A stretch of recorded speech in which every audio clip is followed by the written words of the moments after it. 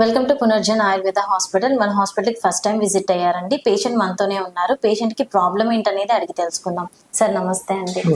Sir మీ పేరు? నా పేరు నాగస్వామి. ఎక్కడి నుంచి వస్తున్నారండి? నేను మైల్వరం మండలం పుల్లూరు గ్రామం. ఓకే, మీ వయసు ఎంత ఉంటుంది సార్? 55 సంవత్సరాలు. ప్రాబ్లం ఏంటండి మీకు? నేను చేతికి గడ్డ వచ్చి కంటిలాగా 2 సార్లు ఆపరేషన్ చేశాను. 2 సార్లు 3సారి వచ్చింది. హాస్పిటల్కి వెళ్ళి పీటీ స్కానింగ్ తీస్తే అందులో క్యాన్సర్ కణాలని చెప్పారు.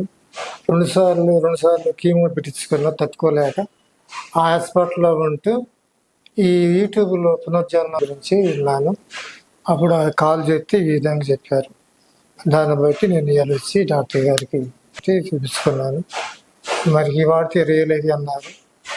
రియల్ అయితే సరే తర్వాత తీసుకుంటాను, ముందు నాటుగా తీసుకొని వెళ్తాను.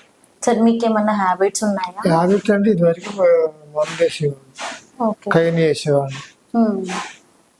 అది డాక్టర్ గారు మీకు చెప్పారా దానివల్ల వచ్చింది అని? డాక్టర్ గారు ఈ హ్యాబిట్ ఉండి వల్లే వచ్చింది అన్నారు.